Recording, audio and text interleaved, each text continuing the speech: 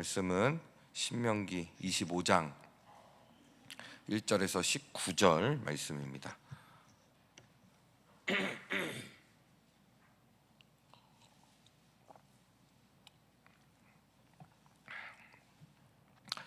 사람들 사이에 시비가 생겨 재판을 청하면 재판장은 그들을 재판하여 의인은 의롭다 하고 악인은 정죄할 것이며, 악인에게 태형이 합당하면 재판장은 그를 엎드리게 하고 그 앞에서 그의 죄에 따라 수를 맞추어 때리게 하라.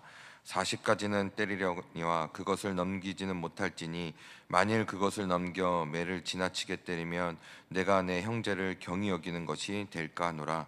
곡식 떠는 소에게 망을 씌우지 말지니라. 형제들이 함께 사는데 그중 하나가 죽고 아들이 없거든 그 죽은 자의 아내는 나가서 타인에게서 시집가지 말 것이요, 그의 남편의 형제가 그에게로 들어가서 그를 맞이하여 아내로 삼아 그의 남편의 형제된 의무를 그에게 다 행할 것이요, 그 여인이 낳은 첫 아들이 그 죽은 형제의 이름을 잊게 하여 그 이름이 이스라엘 중에서 끊어지지 않게 할 것이니라.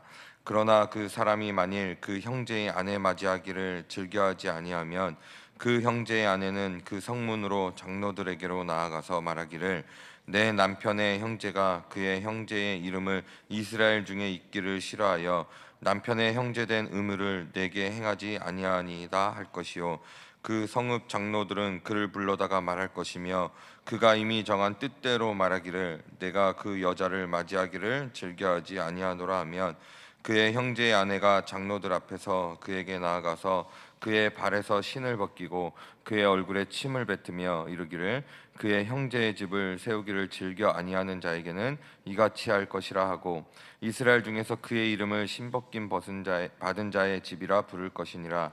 두 사람이 서로 싸울 때에 한 사람의 아내가 그 치는 자의 손에서 그의 남편을 구하려 하여 가까이 가서 손을 벌려 그 사람의 음낭을 잡거든 너는 그 여인의 손을 찍어버릴 것이고 내 눈이 그를 불쌍히 여기지 말지니라. 너는 내 주머니에 두 종류의 저울추 곧 큰 것과 작은 것을 넣지 말 것이며, 내 집에 두 종류의 대 큰 것과 작은 것을 두지 말 것이요, 오직 온전하고 공정한 저울추를 두며 온전하고 공정한 대를 둘 것이라.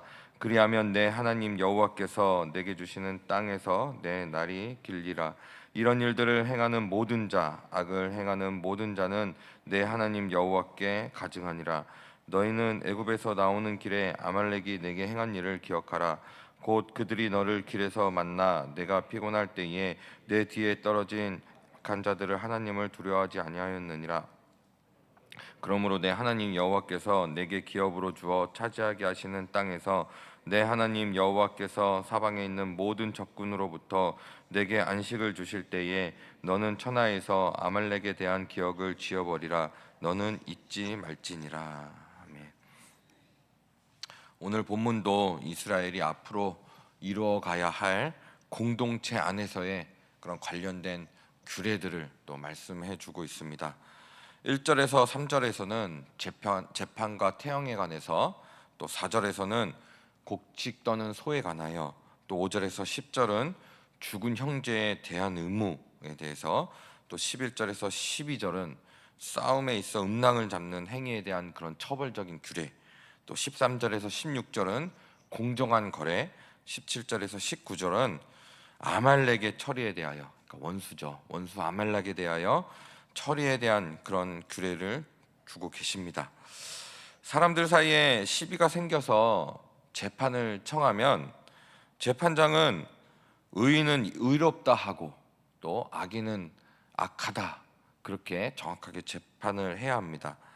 악인에게 태형이 합당하면 그를 엎드리게 하고 그 앞에서 그의 죄에 따라 수를 맞추어 때리게 하였습니다.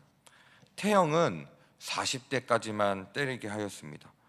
왜냐하면 그것을 넘으면 비록 죄를 지었지만 형제를 아주 경멸하는 그런 처사가 되었기 때문입니다. 범죄를 저지른 사람이라도 그의 인권을 보호하는 차원이었습니다.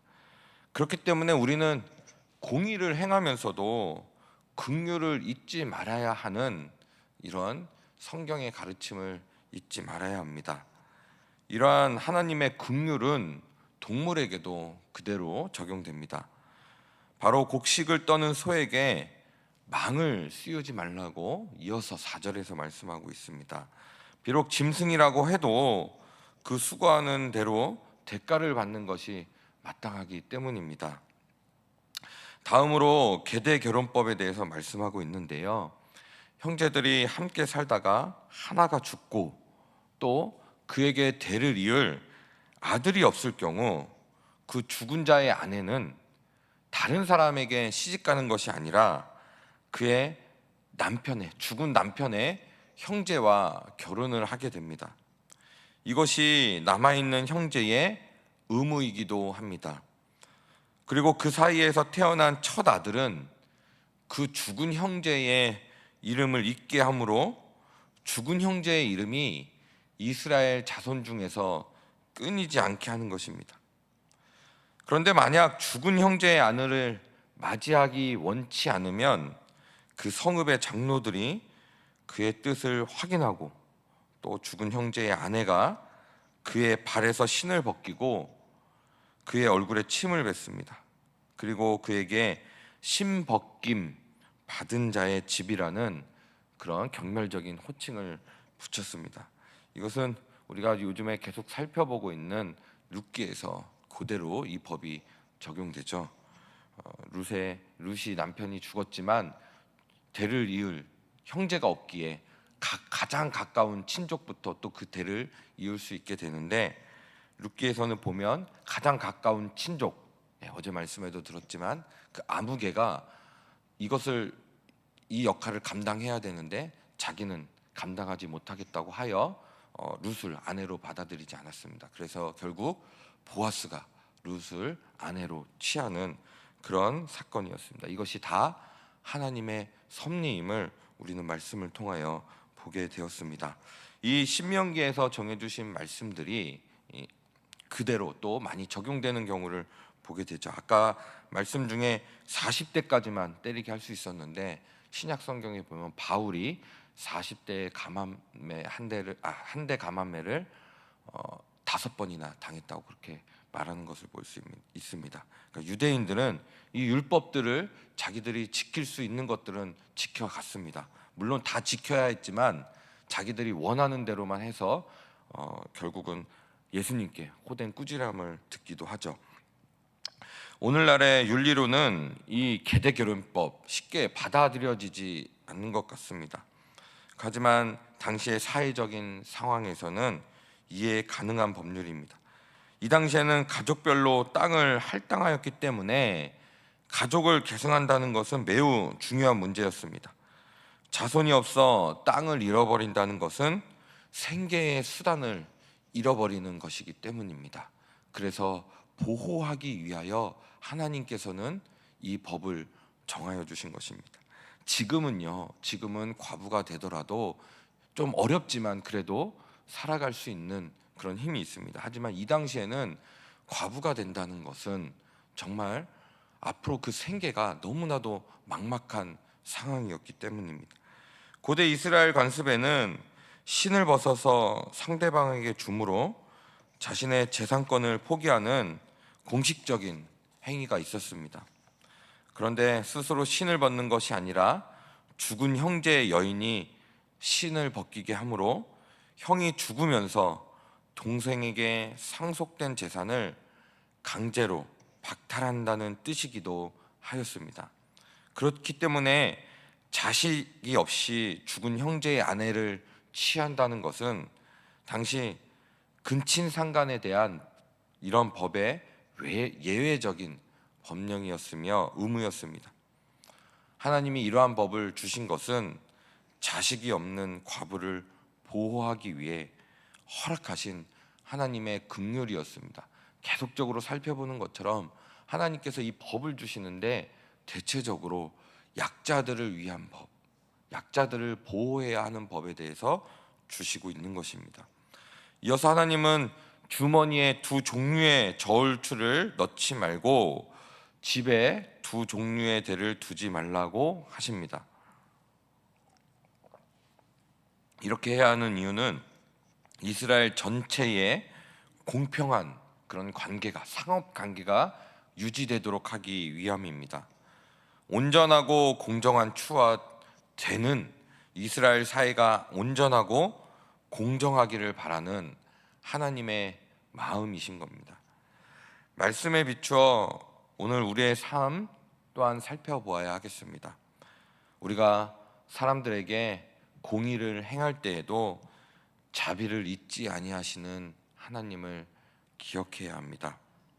하나님께서 우리에게 공의를 행하시면서 자비를 행하지 않으신다면 우리는 결코 하루도 살지 못하실 것입니다.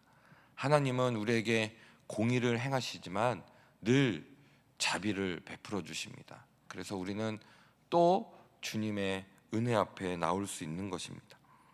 오늘도 우리 주변에 또 어려운 가운데 있는 형제들이 있다면 그 형제들을 위하여 기도하고 또 도울 수 있는 부분은 도울 수 있는 것, 이것이 바로 하나님의 은혜이며 하나님의 법입니다.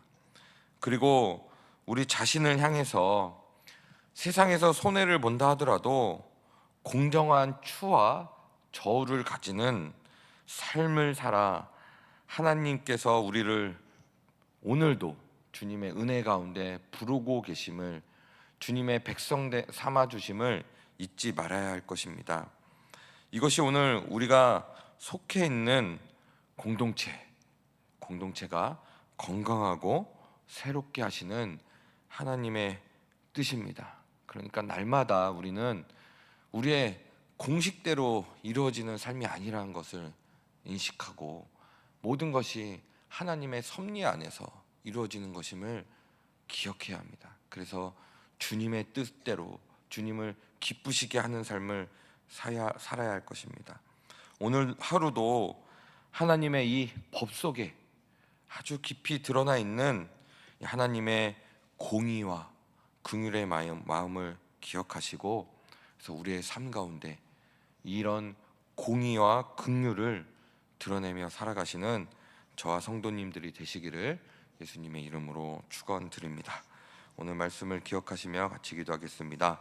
주님의 공의와 긍휼을 기억하고, 이것이 십자가에서 가장 명확하게 드러났죠. 오늘도 십자가를 기억하고 십자가의 삶을 살게 하여 주십시오. 이렇게 기도하시고, 또 담임 목사님을 위해서 기도하실 때 이번 주에 또 일정이 있으십니다.